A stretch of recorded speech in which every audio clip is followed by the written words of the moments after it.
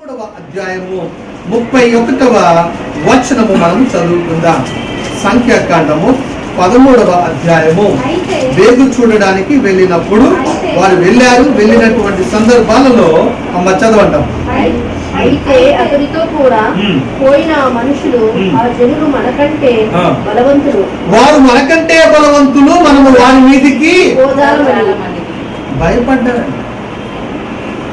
దేవుడు తలంచితే అది ఎంత పెద్ద దుర్గమైనా సరే ఏమవ్వాల్సిందండి, అది కూలిపోవాల్సింది. వారిని చూచి వీరేం చేశారండి, భయపడ్డారు. భయపడి వారు ఏం తీసుకొచ్చారు, చెడ్డ సమాచారాన్ని వారు తీసుకొని వచ్చారు. యోషువ కాలేబులు మాత్రమే ఏం చెప్పారు, దేవుడు గొప్పవాడు, తప్పక ఆ యొక్క దేశాన్ని మనకు ఆయన ఇవ్వబోతున్నాడు అని వారి సాక్షులు చెప్పారు. చూడండి, ఆ సందర్భాలలో వారందరూ ఏం చేశారు అనగా 14వ అధ్యాయంలో చూస్తే మొదటి వచనంలో సర్వ సమాజం ఎలుగెత్తి కేకలు వేసిన ప్రజలు ఆ రాత్రి ఎలుగెత్తి సరుగుతుంది. చూడండి, భయం అనేది మనల్ని ఏం చేస్తుంది, భయం అనేది ఏం చేస్తుంది అనగా ఇతరులను అభ్యంతర పరచేటట్లుగా భయం ఏం చేస్తుంది. కాబట్టి మనము బెదరకు ఒక మాట సామెతల గ్రంథంలో రాసినటువంటి ఒక వచనాన్ని మనం చదువుకుందాం. 28వ అధ్యాయము సామెతల గ్రంథము మొదటి వచనాన్ని మనము చదువుకుందాం.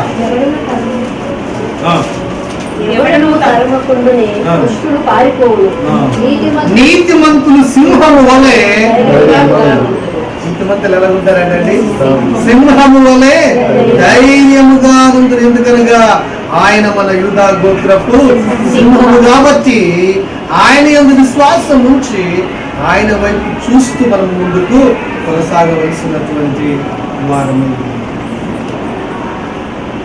తర్వాత మనం చూసినట్లు మొదటిగా అతిశయం కలిగి ఉన్నామా లేదా, రెండవదిగా మనం చూసినట్లయితే భయపడుతున్నామా, మూడవదిగా మనం పరిశీలన చేద్దామండి దేవుడు ఏ రీతిగా సెలవిస్తున్నాడు అనగా 4వ వచనంలో మనం చదువుకుందామండి. ఇంకా 10,000 మంది మిగిలితే దేవుడు వీళ్ళు కూడా చాలా ఎక్కువ అంటారు కదండి. మాట్లాడిన 100 మంది ఉండే కదా, మాట్లాడేటోడు ఒక్కడు కరెక్ట్ మాట్లాడేటోడు ఒక్కడు ఉంటే అని ఒక సామెత ఉంది కదండి. ఇక్కడ మనము చూసినట్లయితే దేవుడు అనగా సైన్యములకు అధిపతి అయినటువంటి దేవుడు వారి పక్షముగా ఉన్నాడు, ఆయన వారితో ఉన్నాడు. కాబట్టి ఇక్కడ 10,000 మంది నిలిచి ఉండగా యెహోవా ఈ జనులు ఇంకా ఎక్కువ మంది నీళ్ళ యొద్దకు వారిని దిగా జైదును, అక్కడ నీ కొరకు వారిని పరీక్షిస్తాను, నీ కొరకు వారిని నేనేం చేస్తాను, పరీక్షించి ఏర్పాటు చేస్తున్నాను నేను అని అక్కడ దేవుడు మాట్లాడాడు. చదువుదామండి 5వ వచనం.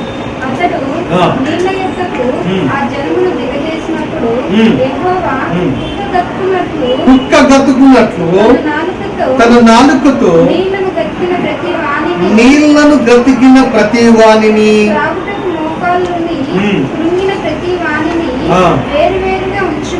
రెండు గుంపులు వేశారండి. ఆ 10,000 మందిలో ఎన్ని గుంపులు, 2 గుంపులు. అనగా కుక్క గతుకున్నట్లు తన నాలుకతో నీళ్లను గతికినటువంటి గుంపు ఒకటి. రెండవదిగా మనం చూసినట్లయితే త్రాగుటకు మోకాళ్ళుని కృంగిన ప్రతివానిని వేరుగా, ఇది ఒక గుంపు. 2 గుంపులుగా దేవుడు చేయమని చెప్పాడు. చూడండి, పరీక్షిస్తున్నాడు. తర్వాత మళ్ళా మనము చూసినట్లయితే 6వ వచనం మనము చదువుకుందాం. చేతితో నోటి కందించుకుని 300 మంది, 10,000లో ఎంతమంది ఈ రీతిగా త్రాగారంటండి, 300 మంది త్రాగారు. తర్వాత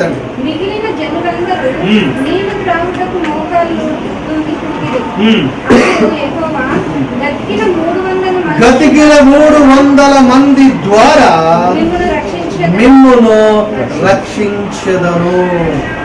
చూసారండి, దేవుడు ఎంతమందిని ఏర్పరచుకున్నప్పుడు 10,000లో నుంచి మొత్తం ఎంతమంది ఉన్నారు? 32,000 మంది. 32,000 మందిలో నుంచి ఎంతమంది ఇప్పుడు ఉన్నారండి? ఇక్కడ 300 మంది ఉన్నారు. ఈ 300 మంది ఎవరి మీదకి వెళ్తున్నారు? 35,000 మంది మీదకి వీరు విద్యార్థుల యొక్క గుంపు అక్కడ ఎంతగా మనం చూస్తున్నాము? 135,000 మంది. ఆ 135,000 మంది మీదకి ఎంతమంది వెళ్తున్నారండి? 300 మందిని దేవుడు ఏం చేశాడు? ఏర్పరుచుకున్నాడు. అయితే ఈ 2 గుంపుల విషయాల్లో కొన్ని ఆత్మీయ విషయాలు మనము నేర్చుకుందామండి. ఇక్కడ మనము చూసినట్లయితే మొదటగా మోకాళ్ళుని, ఇక్కడ 5-6 వచనాల్లో మనము చదువుకున్నాం. అక్కడ మనము చూసినట్లయితే అక్కడ మోకాళ్ళుని, త్రాగుటకు మోకాళ్ళుని కృంగిన ప్రతివానిని వేరుగా ఉంచుమని గిద్యోనుతో. ఈ ఇద్దరు విషయాల్లో కొన్ని ఆత్మీయ విషయాలు మనము నేర్చుకుందామండి. ఇక్కడ మోకాళ్ళునుట దేనికి సాదృశ్యంగా మనకి కనబడుతున్నది అనగా ప్రార్థనా జీవితానికి సాదృశ్యకంగా కనబడుతున్నది. దేవుడు మనల్ని పరీక్షిస్తున్నటువంటి సందర్భాలలో మన ప్రార్థనా జీవితము ఏ రీతిగా ఉంటున్నది ఇక్కడ మనం చూస్తున్నాం. మన ప్రార్థనా జీవితం రెండవదిగా మనం చూసినట్లయితే కృంగినటువంటి వారు, మోకాలుని కృంగిరి అని మనం అక్కడ చూస్తూ ఉన్నాం. కృంగుట దేనికి సాదృశ్యం అనగా దీనత్వమునకు సాదృశ్యమని ఆ విషయాన్ని మనము చదువుకుందాం. దినవృత్తాంతములు 2వ గ్రంథము 30వ అధ్యాయము 11వ వచనము మనం చదువుకుందాం. దినవృత్తాంతములు 2వ గ్రంథము 30వ అధ్యాయము 11వ వచనాన్ని మనము చదువుకుందాం.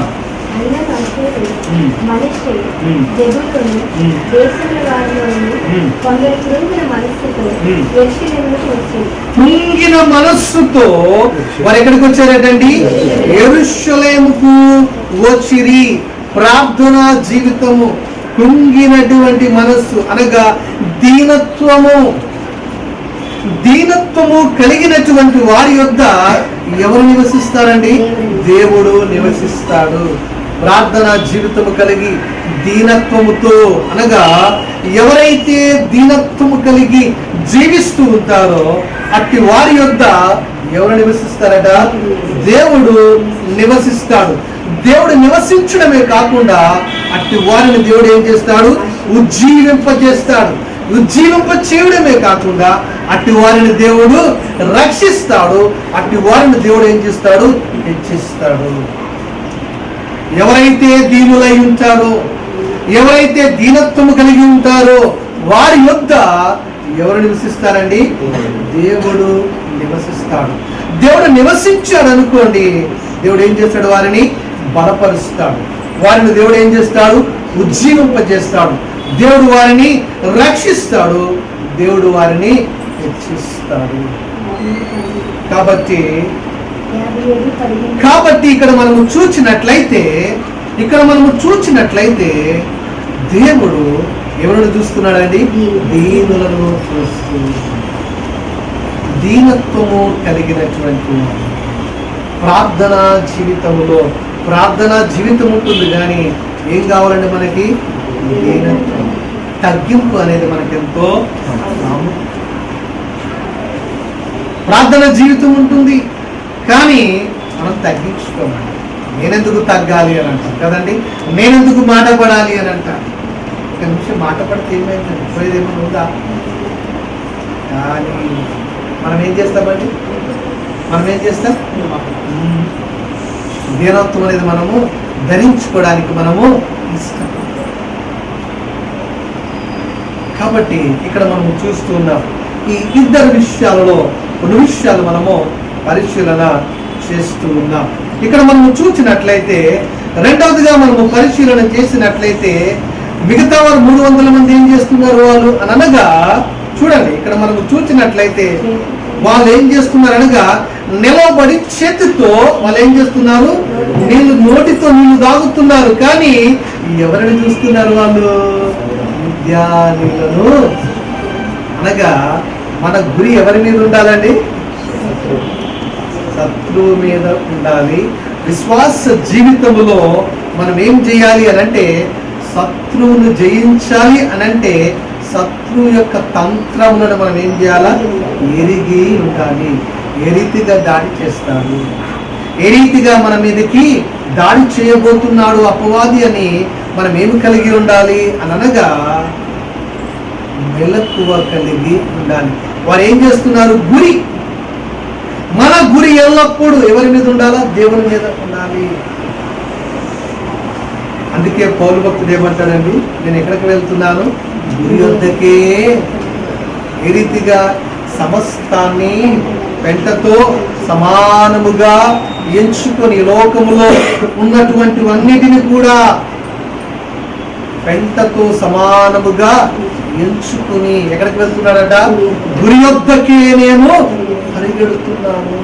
కాబట్టి ఇక్కడ మనము చూసినట్లయితే వారు ఏ రీతిగా ఉన్నారు అనగా ఏం చేస్తున్నారంటే మన చూపు, మన గురి ఎవరి వైపు ఉండాలా?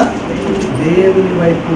తర్వాత మనము ఎవరి యొక్క ఆలోచన మనము గుర్తెరగాల తంత్రములను అని అనగా అపవాది యొక్క తంత్రములను మనము ఏమెరిగి ఉండాలని గుర్తెరిగినటువంటి వారమై ఉండాలి. ఏ రీతిగా దాడి చేస్తూ ఉంటాడు, ఏ రీతిగా ఒకవేళ మెలకువగా లేవనుకోండి మనం ఏమైపోతాం? అపవాది మన మీద దాడి చేస్తూ ఉంటాడు. కాబట్టి ఇక్కడ మనం చూసినట్లయితే జయించడానికి అనగా ప్రాముఖ్యమైనటువంటిది ఏమిటి అనగా విశ్వాసము. విశ్వాసమునకు కర్త అయినటువంటి యేసు వైపు చూస్తూ మన యొక్క గురి మనము కలిగి దేవుడు పరీక్షిస్తూ ఉన్నాడు. పరీక్షలో మనము కొన్ని విషయాలు మనము చూచాం. మొదటిగా మనము వేటి యందు అతిశయిస్తూ, రెండవదిగా మనము భయపడుతున్నాము, మూడవదిగా మనము చూసినట్లయితే మన గురి ఎవరి వైపు ఉంచున్నది కదండి. మన గురిలో మన ప్రార్థనా జీవితము ఈ రీతిగా ఉంటుంది. రెండవదిగా చూసినట్లయితే మనము దీనత్వము కలిగి మనము జీవిస్తున్నాము. ఎందుకనగా దీనుల యొద్ద ఆయన నివసిస్తున్నాడు, వారిని రక్షిస్తున్నాడు, వారిని దేవుడు ఏం చేస్తున్నాడు? హెచ్చిస్తూ ఉన్నాడు.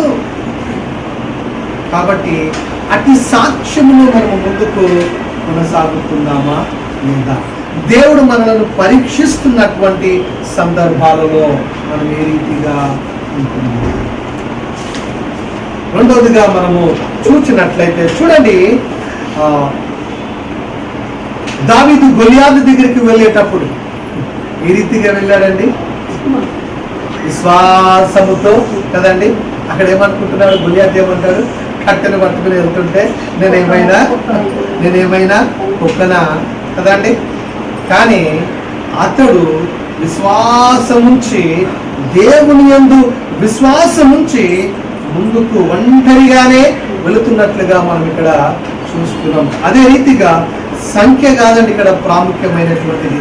ఇక్కడ ప్రాముఖ్యం ఏమిటనగా దేవుడు మనతో ఉన్నాడా? దేవుడు వారితో ఉన్నాడు, వారి పక్షమున దేవుడు ఉన్నాడు. కాబట్టి ఎంతమందితో ముందుకు సాగుతున్నారు అనగా 300 మంది చాలు అని దేవుడు గిద్యోనుతో సెలవిచ్చినటువంటి సందర్భాలలో చూడండి, అక్కడ దేవుడు పరీక్షించాడు. ఆ పరీక్షలో కొందరు దేవుడు ఏం చేశాడు?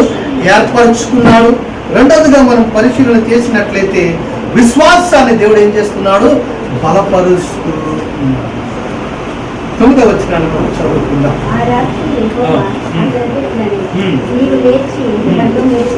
11వ వచనం చదువుదామా?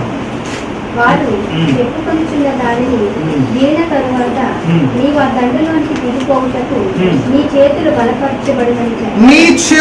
బలపరచబడునని చెప్పగా చాలండి. విశ్వాసము బలపరచబడుతా. ఏ రీతిగా విశ్వాసము బలపరచబడుతుంది?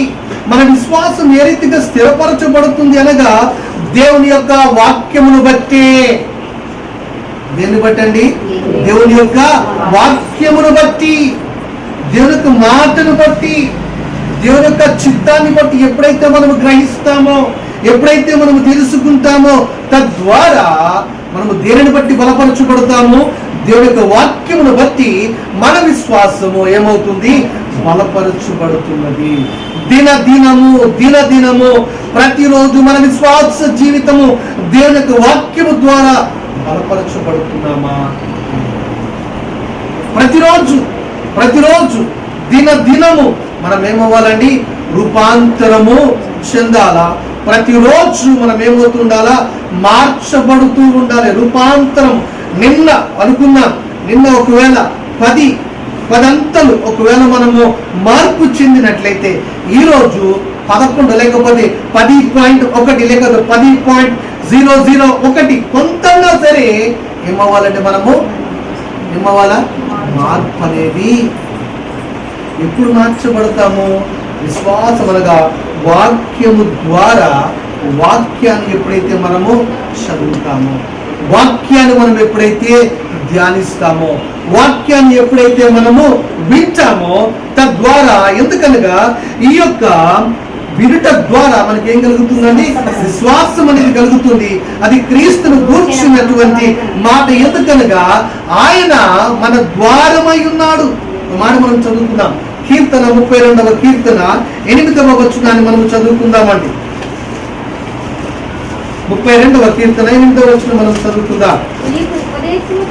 నీకు ఉపదేశము చేసేదను, నీవు నడవవలసినటువంటి మార్గము నీకు బోధించదను, నీ మీద దృష్టి ఉంచి నీకు ఆలోచన చెప్పదను. కాబట్టి మనం ఎవరి ద్వారా బలపరచబడుతూ ఉండాలి అనగా దేవుని ద్వారా. దేవుని యొక్క వాక్యమును బట్టి మనం ఏమవుతూ ఉండాలండి? బలపరచబడుతూ ఉండాలి. మనం ఎక్కువగా ఇతరుల మాటలను బట్టి బలపరచబడుతూ ఉంటాం కదండి. ఎవరిని బట్టి?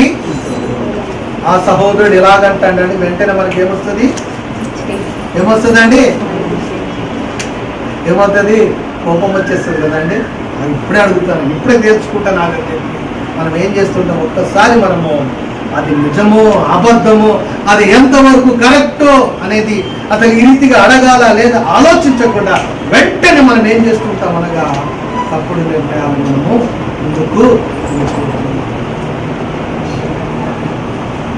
దేవుని బిడ్డలారా, విశ్వాస జీవితంలో మనము దేవుని యొక్క వాక్యము ద్వారా మనము బలపరచగలుగుతున్నామా లేదా? దేవుడు అంటున్నాడు, నీకు నేనేం చెబుతాను? నేను ఇక్కడ మనం చదువుకున్న ఉపదేశము చేస్తాను, నీవు నడవవలసినటువంటి మార్గాన్ని నీకు నేను బోధిస్తాను, నేను నీ మీద దృష్టి ఉంచాను. ఎందుకనగా నీవు నా యొక్క సొత్తు, నువ్వు నా యొక్క సొత్తు అయి ఉన్నావు. కాబట్టి అక్కడ మనం చూసినట్లయితే నీవు నడవాల్సిన మార్గాన్ని బోధిస్తాను, ఉపదేశము చేస్తాను, నీకు ఆలోచన నేను తెలియపరుస్తాను. కాబట్టి దాని ద్వారా మనం ఏమవ్వాలండి? బలపరచబడాలి కదండి. ఎప్పుడైతే మనము ఆ రీతిగా విశ్వాసముతో బలపరచబడి ముందుకు సాగుతామో దేవుడు నీకేం చేస్తాడు? ప్రతిదీ అనుకూలపరుస్తాడు. ప్రతి దాన్ని సాధించే లేకపోతే అధిగమించే శక్తిని దేవుడు మనకేం చేస్తాడు? 9వ వచనంలో అంటున్నాడు, దండు మీదకు పొమ్ము, నీ చేతికి దానిని అప్పగిస్తాను. ఎప్పుడైతే దేవుడు చెప్పినట్లు మనం వెళ్తామో, దేవుడు చెప్పిన మార్గంలో మనం ముందుకు సాగుతామో, ఆయన ఆలోచన చెప్పిన విధేయతతో మనం ఎప్పుడైతే ముందుకు సాగుతామో దేవుడు మనకి ఏం చేస్తాడండి? ప్రతిదీ మనకు ఆయన లోపరుస్తాడు. ప్రతిదీ జయించే శక్తిని ఆయన మనకు అనుగ్రహిస్తాడు. కాబట్టి ద్వారం ఎవరండి? ఆయనే. యోహాను సువార్త 10వ అధ్యాయము 9వ వచనంలో చూడండి. యోహాను సువార్త 10వ అధ్యాయం 9వ వచనం. నేను ద్వారమును, నా ద్వారా ఎవడైనా లోపల ప్రవేశించిన ఎడల వాడు రక్షింపబడిన వాడే లోపలికి పోవచ్చు, బయటకు వచ్చుచు మేత మేయుచుండు. చాలండి, ఇక్కడ మనం చూద్దాం. నేనే ద్వారము కదండి. నేనే ద్వారము, ఆయనే మార్గము. ఆయన తెరిచినటువంటి తలుపులను ఎవరు కూడా. కాబట్టి మన విశ్వాస జీవితంలో మనము వాక్యము ద్వారా బలపరచబడుతున్నాము. చూడండి, అక్కడ అంటున్నాడు 10వ వచనంలో, పోవుటకు నీకు భయమని ఎడల. 7వ అధ్యాయం 10వ వచనం న్యాయాధిపతుల గ్రంథం. అక్కడ అంటున్నాడు, నీ పనివాడైన పూరాతో కూడా దండెత్తుకోము, వారు చెప్పుకుని దానిని విన్న తర్వాత నీవు ఆ దండులోనికి దిగిపోవుటకు నీ చేతులు ఏమవుతాడా బలపరచబడతాయి. వారి మాటల ద్వారా నువ్వేమవుతావు బలపరచు. దేవుడు సెలవిస్తూ ఉంటున్నాడు. ఆ తాత్పర్యాన్ని, ఆ భావాన్ని ఎప్పుడైతే విన్నాడో వెంటనే ఏమొచ్చిందండి ఆయనకి? ఏమొచ్చిందండి? బలపరచబడినట్లుగా మనము చూస్తున్నాం. మొదటిగా దేవుడు మన విశ్వాసాన్ని ఏం చేస్తున్నాడండి? పరీక్షిస్తున్నాడు. ఆ పరీక్షలో మనం ఎలా ఉన్నాం? రెండవదిగా మన విశ్వాసము దేవుని యొక్క వాక్యము చేత బలపరచబడుతున్నదా? మూడవదిగా మనం చూచినట్లయితే విశ్వాసముతో జయించుట. దీంతోనండి విశ్వాసముతో జయించుట విషయాలు మనము పరిశీలన చేసినట్లయితే 15వ వచనం నుంచి 22 వచనాల్లో మనం కొన్ని విషయాలు మనము పరిశీలన చేద్దాం. ఇక్కడ చూచినట్లయితే 15వ వచనంలో చూచినట్లయితే గిద్యోను ఆ కల వివరమును దాని తాత్పర్యమును వినినప్పుడు అతడు యెహోవాకు నమస్కారం చేసి ఇశ్రాయేలు దండులోనికి తిరిగి వెళ్ళి లెండి యెహోవా మిద్యానీయుల దండును మీ చేతికి అప్పగించుచున్నాడు. లెండి రండి, లెండి రండి మిద్యానీయులను. దేవుడు ఏం చేయబోతున్నాడు? వెంటనే ఏమొచ్చిందండి? ఇప్పుడు బలపరచబడ్డాడు. ఇప్పుడు దేవుడు ముందే అంటున్నాడు, ఏమని సెలవిస్తున్నాడు అనగా వెళ్ళు, దండులోకి వెళ్ళు. వారు చెప్పుచున్నటువంటి మాటలు నువ్వు ఎప్పుడైతే వింటావో ఏమొస్తుంది? బలపరచబడ్డాడు. దేవుడి యొక్క భావమును, తాత్పర్యాన్ని ఎప్పుడైతే విన్నాడో. ఏంటంటే ఒక ఎవల రొట్టె ఏం చేసిందట? ఎవల రొట్టె ఏం చేసిందట? మిద్యానీయుల దండులోనికి వచ్చిందంట. వచ్చి ఆ గుడారాలన్నీ కూడా పడగొట్టి తలక్రిందులుగా చేసింది అన్నప్పుడు వారు అరే ఇదెవరో కాదు గిద్యోనే అని అనగానే వెంటనే ఆ భావం విన్నాడండి. విన్న తర్వాత గిద్యోను ఏం చేస్తున్నాడు అనగా ఇప్పుడు అంటున్నాడు, గిద్యోను ఆ కల వివరమును దాని తాత్పర్యమును వినినప్పుడు అతడు యెహోవాకు నమస్కారం చేసి ఇశ్రాయేలు దండులోనికి తిరిగి వెళ్ళి లెండి యెహోవా మిద్యానీయుల దండును మీ చేతికి చెప్పి ఏమంటున్నాడు అనగా ఆ 300 మందిని 3 గుంపులుగా చేసి కదండి చేసి అక్కడ ఏమంటున్నాడు అనగా చూడండి,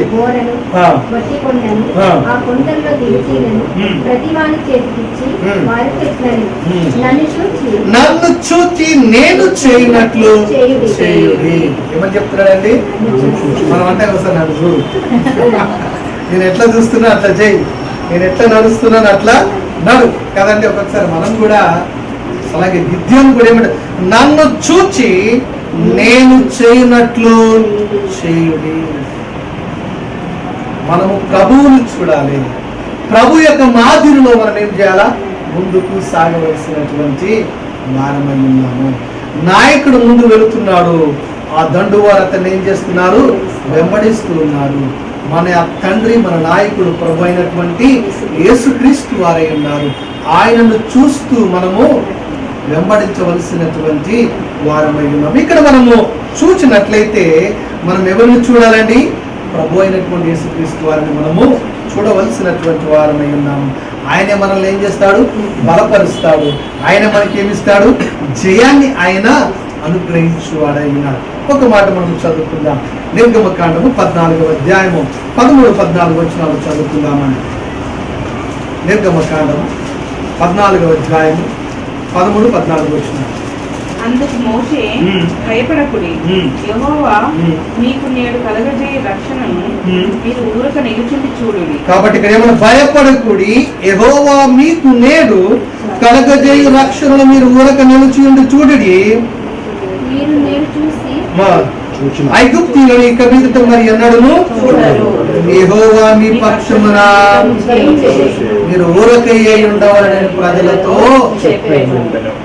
గిద్యోను ముందుకెళ్తూ కొన్ని పనులు చేశాడండి. 20వ వచనం చదువుదాం. చూడండి, ఇక్కడ చూస్తే యుద్ధ ఆయుధాలు విచిత్రంగా కనబడుతున్నాయి. విజయం కూడా ఆశ్చర్యంగా మనకు కనబడుతుంది. ఇక్కడ చూసినట్లయితే 20వ వచనంలో ఒక మాట అంటాడు, అట్లు మూడు గురువారు ఆ, బూరలను ఉమ్. ఊదుతూ బూరలు కనబడుతున్నాయి, ఆ కుండలను కుండలను పగలగొచ్చారు, ఎడమ చేతిలో దివిటీలు కనబడుతున్నాయి. కుడి చేతిలో ఊదుటకు బూరలను పట్టుకొని ఆ, యెహోవా ఖడ్గము ఆ. గిద్యోను ఖడ్గము అని కేకలు వేసిరి. చాలు. 4 విషయాలు మనం పరిశీలన చేస్తాం. విశ్వాసముతో జయిస్తున్నారు. జయించుటలో మొదటగా అక్కడ ఏమున్నాయండి? కుండలు. ఏమున్నాయండి? ఈ కుండలు మన శరీరానికి సాదృశ్యం. కుండలు దేనికి సాదృశ్యం అండి? రెండవదిగా మనం చూసినట్లయితే దివిచి కదండి, వెలుగు ప్రభు అయినటువంటి యేసుక్రీస్తు వారికి సూచనగా ఉంటున్నది. కొరింథీయులకు రాసినటువంటి 2వ పత్రిక 4వ అధ్యాయము 7వ వచనము మనం చదువుతున్నాం. కొరింథీయులకు రాసినటువంటి 2వ పత్రిక 4వ అధ్యాయము 7వ వచనము చదువుతున్నాం. అయినను ఆ. ఆ బలాధిక్యము ఆ బలాధిక్యము మామూలమైనది నా కాదు, మూలమైనది కాదు, దేవుడైనట్లు దేవునిదై ఉండునట్లు మంచి ఘటములలో మంచి ఘటములలో ఈ ఐశ్వర్యం మాకు కలదు. ఈ ఐశ్వర్యము మాకు కలదు. ఐశ్వర్యం ఎవరండి? ప్రభు అయినటువంటి యేసుక్రీస్తు వారే మన ఐశ్వర్యము. ఆయన ఈ మన మంచి ఘటములో, మన శరీరములో ఆయన ఏం చేస్తున్నాడు? నివసిస్తూ ఉన్నాడు. కాబట్టి ఈ ఘటము, ఈ మంచి ఘటము దేనికి సాదృశ్యంగా ఉందండి? శరీరానికి సాదృశ్యం. రెండవదిగా మనం చూస్తున్నాం, దివిటీయులు అనగా ప్రభు అయినటువంటి యేసుక్రీస్తు వారికి సూచనగా ఉంటున్నారు. అయితే ఈ ప్రభు అయినటువంటి యేసుక్రీస్తు వారు ఎక్కడ ఉంటున్నారు? మన హృదయములో. ఈ మంటి ఘటములో ఆయన ఎలితిగా ఈ ఐశ్వర్యం అనగా దేవుని దయ్యుండు మంచి ఘటములో ఈ ఐశ్వర్యము మాకు కలదు. 4 కూడా చదువుదాం. పైన వచ్చి 4వ వచనం కూడా చదువుదాం. దేవుని స్వరూపి అయిన ఆ. క్రీస్తు మహిమను కనపరచు సువార్త ప్రకారము వారికి ప్రకాశింపకుండా నిమిత్తము ఈ యుగ సంబంధమైన దేవత అవిశ్వాసులైన వారి మనోనేత్రములను ఉచితనము కలుగజేసింది. దేవుని స్వరూపి అయిన క్రీస్తు మహిమ కనుపరచు సువార్త ప్రకాశము వారికి ప్రకాశింపకుండానట్లు అనగా వెలుగు. ఎవరండి వెలుగు? ప్రభు అయినటువంటి యేసుక్రీస్తు వారు మన హృదయములో ఆయన ఈ మంటి ఘటములో ఆయన ఏం నింపుతున్నారండి? అయితే దేవుని బిడ్డలారా, మరి ఒక మాటను కూడా చదువుకుందాం. కొలస్సీయులకు రాసిన పత్రిక 1వ అధ్యాయం 27వ వచనం చదువుకుందాం.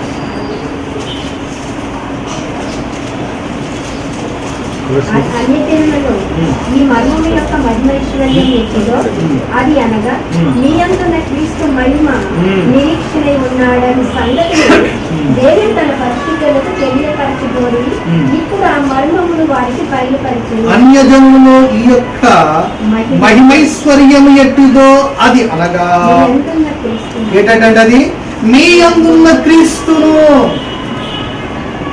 కదండి. ఆయన ఎక్కడున్నాడు? మన హృదయంలో, విశ్వాసుల యొక్క హృదయాలలో ఆయన నివసిస్తూ ఉన్నాడు. మనం ఆయన యొక్క ఆలయమై, కాబట్టి అనగా మీ యందున్న క్రీస్తు మహిమ నిరీక్షణ అయి ఉన్నాడని సంగతిని దేవుడు తన పరిశుద్ధులకు తెలియపరచగోరి ఇప్పుడు ఆ మర్మమును కాబట్టి వారికి మరి ఒక మాటను కూడా మనం చూద్దాం. యోహాను సువార్త 8వ అధ్యాయం 12వ వచనం. యోహాను సువార్త 8వ అధ్యాయం 12వ వచనం కూడా మనం చదువుకుందాం. మరలా యేసు నేను లోకమునకు వెలుగును, నన్ను వెంబడించు వాడు చీకటిలో నడగక జీవపు వెలుగు కలిగి ఉండునని. కాబట్టి కుండలు దేనికి సాదృశ్యం అండి? మన శరీరం. దివిచీలు ఎవరికి సాదృశ్యంగా మనం చూస్తున్నాం? వెలుగైనటువంటి ప్రభు అయినటువంటి యేసుక్రీస్తు. ఈ మంటి ఘటము దేవుడు మహిమైశ్వర్యం పైన నిలుపుతూ కాబట్టి ఈ కుండలు పగలగొట్టినప్పుడే దివిటీల యొక్క వెలుగు ఏమవుతుందండి? ఏమవుతుంది? అందరికీ కనబడుతుంది. అంతే కదండి? ఆ కుండలు అలాగే మన శరీరచ్చును మరణించినప్పుడే, మన శరీరం కదండి, నేత్రాశ శరీరాశ, మన శరీరచ్చులు మరణించినప్పుడే ఇతరులు ఎవరిని చూస్తారు? జీవము కలిగినటువంటి ప్రభువును మనలో చూడండి. కాబట్టి దీని విషయంలో కూడా ఇందాక మనం చదువుకున్నాం. 8-12 వచనం వరకు ఒకసారి మనం చదువుకుందాం. కొరింథీయులకు రాసినటువంటి 2వ పత్రిక 4వ అధ్యాయంలో మనము పరిశీలన చేసినట్లయితే కొన్ని విషయాలు మనకు అక్కడ కనబడుతున్నాయి. కొరింథీయులకు రాసినటువంటి 2వ పత్రిక 4వ అధ్యాయము కావున మాలో మరణమును మీలో జీవము 8 నుంచి అమ్మా, 8 నుంచి ఎటుపోయినను శ్రమపడుచున్నను ఇరికింపబడు వారము కాము, అపాయములోనున్నను కేవలము ఉపాయము లేని వారము కాము, తరుమపడుచున్నను దిక్కులేని వారము కాము, పడద్రోయబడినను నశించు వారము కాము. యెహోవా యేసు యొక్క జీవము మా శరీరమందు ప్రత్యక్షపడుటకై యేసు యొక్క మరణానుభవమును మా శరీరమందు ఎల్లప్పుడూ వహించుకొని మా శరీరముందు ఎల్లప్పుడూ వహించుకొని పోవచ్చున్నాము. ఎందుకనగా మనలో ఉన్నటువంటి శరీరేచ్ఛలను ఏం చేస్తూ ఉండాలా? ఎల్లప్పుడూ పగలగొడుతూ ఉండాలండి. పగలగొట్టలేదనుకోండి, క్రీస్తు యొక్క వెలుగు అనేది ఏమవ్వదు, ప్రకాశం. కాబట్టి పౌలు గారు కొరింథీ సంఘానికి రాస్తూ యేసు యొక్క జీవము కూడా మా మధ్య శరీరమందు ప్రత్యక్షపడినట్లు కదండి, సజీవులమై మేము ఎల్లప్పుడూ యేసు నిమిత్తము, కావున మాలో మరణమును మీలో జీవమును కార్యసాధకమై ఉంచును. కాబట్టి దేవుడు శరీర కోరికలు, శరీర కార్యములు మరణించినప్పుడే మనలో ఉన్నటువంటి వెలుగైనటువంటి క్రీస్తును మనం ఎవరికి చూపిస్తామండి? లోకానికి చూపిస్తాము. ఆ లోకము ఏం చేస్తుంది? ప్రభువును విశ్వసించి నిత్య జీవాన్ని పొందుతుంది. కాబట్టి ఇక్కడ వారు ఏం చేస్తున్నారండి? వారు ఏం చేస్తున్నారు? మొదటిగా ఏమని చెప్పాడు అక్కడ? కుండలు పగలు. తర్వాత అండి దివిటీలు. మూడోది ఏంటండి? బూరలు పట్టుకున్నారు. ఏం చేశారు? ఈ బూరల గురించి చాలా మంచి చక్కటి విషయము సంఖ్యాకాండము 10వ అధ్యాయము 9వ వచనం చదువుదాం. సంఖ్యాకాండము 10వ అధ్యాయము 9వ వచనం. సంఖ్యాకాండము 10వ అధ్యాయము 9వ వచనం. మిమ్మును బాధించు శత్రువులకు విరోధముగా ఈ దేశంలో యుద్ధమునకు వెళ్ళినప్పుడు ఆ ఊరలు ఆర్భాటముగా ఊదవలెను. ఏం చేయాలంటండి? ఎప్పుడు ఊదాలట? యుద్ధానికి వెళ్ళారు. 3 రకాల బూరలు ఉన్నాయి. వారు ప్రారంభమయ్యేటప్పుడు బూరలు ఊదేవారు, రైట్. సమాజంలో ఉన్నటువంటి పెద్దలు కూడుకున్నప్పుడే బూరలు ఊదేవారు. తర్వాత మళ్ళా ఎప్పుడు బూరలు ఊదేవారటండి? అక్కడ మీరు మొదట వచనం నుంచి చదివితే ఒక్కొక్క 3 టైప్, 1, 2, 3 టైప్స్ అక్కడ బూరలు కనబడుతూ ఉంటాయి, రైట్. అప్పుడు చూడండి 4వ వచనంలో చూడండి, వారు ఒకటే ఊదిన ఎడల ఇశ్రాయేలీయుల సమూహములకు ముఖ్యులైన ప్రధానులు ఈ యొద్ద కూడి రావలెను. చూసారండి, ఒకటే ఊదితే. రెండో తరగతి చదవండి 5వ వచనంలో, మీరు ఆర్భాటముగా ఊదినప్పుడు తూర్పు దిక్కున దిగి ఉన్న సైన్యములు సాగవలెను. మీరు రెండవ మారు ఆర్భాటముగా ఊదినప్పుడు దక్షిణ దిక్కున దిగిన సైన్యములు సాగవలెను. చూసారండి, ఊదేటప్పుడు ఏముంది? ఆర్భాటముతో ఉన్నప్పుడు తూర్పు దిక్కు ముందెళ్ళాలి, తర్వాత మందసం మధ్యన ఉంటుంది, తర్వాత దక్షిణ దిక్కు ఉంటుంది. మళ్ళీ మనం చూద్దాం 7వ వచనంలో చూడండి, సమాజమును కూర్చున్నప్పుడు ఊదవలెను గాని. చూసారండి, దేవుడు ఏం ఇచ్చాడు? బూరలు ఊదాలి. ఏ రీతిగా బూరలు ఊదాలి? ఆ బూరలు ఊదినప్పుడు ఆర్భాటంతో ఊదినప్పుడు ఎవరు రావాలి? ఆర్భాటంతో ఊదినటువంటి పరిస్థితులలో ఎవరు రావాలి? చక్కటి క్రమం ఇచ్చాడండి దేవుడు. మళ్ళా ఇక్కడ మన 10వ వచనంలో మీరు ఎక్కడికి వెళ్ళేటప్పుడు, యుద్ధానికి వెళ్ళేటప్పుడు ఏం ఊదమని చెప్తున్నాడండి? బూరలు ఊదండి. ఎందుకు బూరలు ఊదాలి అని అంటే, అక్కడ ఎంత చక్కగా యెహోవా సన్నిధిని మీరు జ్ఞాపకమునకు వచ్చి మీ శత్రువుల నుండి రక్షింపబడుదురు. చూసారండి. యెహోషాపాతు రాజుగా ఉన్నటువంటి సందర్భాల్లో కూడా మరి ఏముదారటండి? పరిశుద్ధాలంకారములు ధరించుకొని యాజకులు వరుస క్రమంలో నిలవబడి ఆర్భాటిస్తూ బోరలు ఊదారట. ఆ ఊదినటువంటి సందర్భాలలో ఏం చేయలేదు, నిలబడ్డారంటే దేవుని స్థుతించారంటే వాడుకు వాడే శత్రువులకు పొడుచుకుని తెచ్చుకోలేదు. ఎంత గొప్ప విషయం కదా! ఆశ్చర్యం, ఆశ్చర్యం. కాబట్టి యుద్ధానికి వెళ్ళేటప్పుడు దేవుడు ఏం చేయమని చెప్పాడండి? బూరలు ఊదమని చెప్పాడు. ఇక్కడ మనం చూస్తున్నాం వారు ఏం చేస్తున్నారండి? బూరలు, ప్రార్థన, దేవుని స్తుతించాలి, దేవుని గణపరచాలి, దేవుని వైపు ఆధారపడాలి. ప్రభువా అని, ప్రభువా నీవిచ్చినటువంటి పిలుపును బట్టి, ప్రభువా నీవిచ్చిన ఆలోచనను బట్టి, నీవిచ్చిన చిత్తాన్ని బట్టి, ప్రభువా ఇదిగో నాయనా మేము ముందుకు సాగుతున్నా ప్రార్థనతో, విశ్వాసంతో దేవుణ్ణి స్తుతిస్తూ బోరలు ఊదారటండి. ఎరుపు చుట్టూ ఊదుతూ తిరిగినప్పుడు ఏమైపోయాడు? ప్రాకారాలు.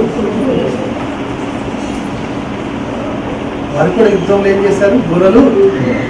అక్కడ మాత్రం దేవుడు ఒక క్రమం చెప్పాడు. 7 రోజులు తిరగండి, 7వ రోజు ఆర్భటించండి అన్నప్పుడు ఆర్భటించారు. ఎప్పుడైతే 7వసారి తిరుగుతున్నారో వెంటనే ఏమైపోయిందండి? అప్పుడు 4వదిగా మనం చూసినట్లయితే ఎప్పుడైతే మనము బూరలు ఊదుతామో, ప్రార్థన స్తుతిస్తూ దేవుడు గణపరుస్తూ ఆరాధిస్తూ ముందుకు సాగుతాము, అపవాది ఏమవుతాడండి? అపవాది ఏమవుతాడు? అపవాదికి ఏంటంటే ప్రార్థన చేయొద్దు. మనం అపవాదికి ఏంటి? మనం ప్రార్థన, వాక్యము, అన్ని మీరు చూడండి, అన్నిటికీ టైం ఉంటుంది.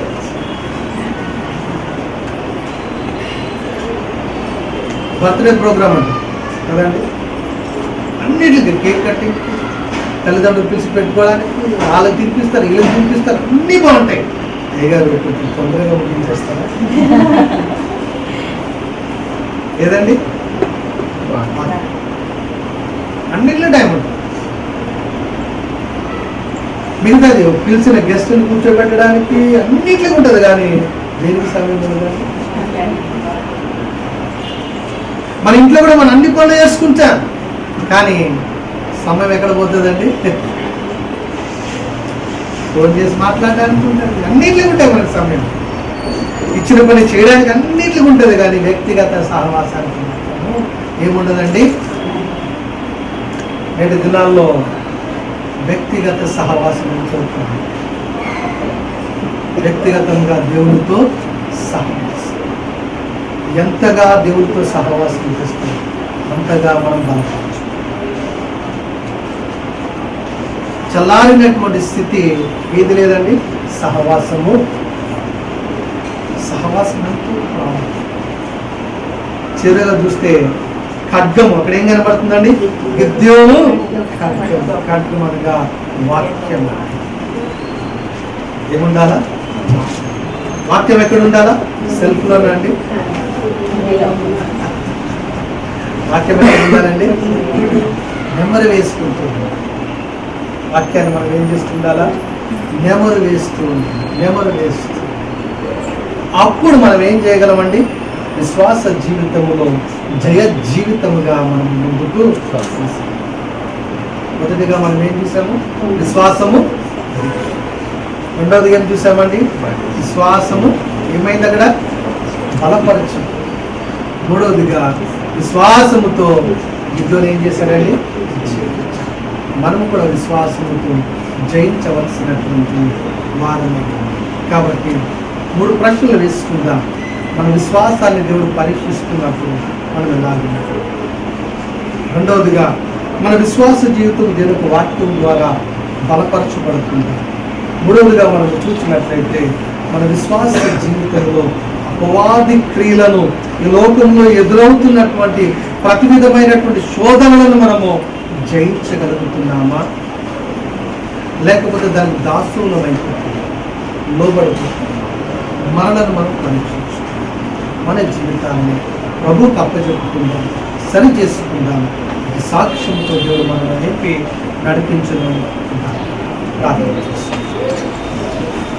మమ్మల్ని మిక్కిలిగా ప్రేమించిన మా ప్రియ పరలోకపు తండ్రి, ప్రేమిస్తున్నాం ప్రభా. మరి న్యాయాధిపతుల గ్రంథంలో ఉన్నటువంటి 7వ అధ్యాయంలో ఉన్నటువంటి విషయాలు నాయన ప్రభా, మరి విద్యోనుడు మీరు ఎన్నుకున్నారు ప్రభా. మరి విద్యోనుడు బలపరచు, విద్యోనికి ప్రభా మీరు జయాన్ని ఇచ్చారు. మేము కూడా విశ్వాస జీవితంలో అదే రీతిగా నేను నీ వైపు చూస్తూ నేను ప్రభు మేము అతిశయం చెందక నాయన, మా అతిశయం మీరే అని మేము గుర్తెరిగి ప్రభు మేము లోబడుతూ నీ వాక్యం ద్వారా బలపరచబడుతున్నాను. లోకాన్ని జయించే శక్తిని మాకు అనుగ్రహించండి. యేసు నామమున ప్రార్థిస్తున్నాము తండ్రి.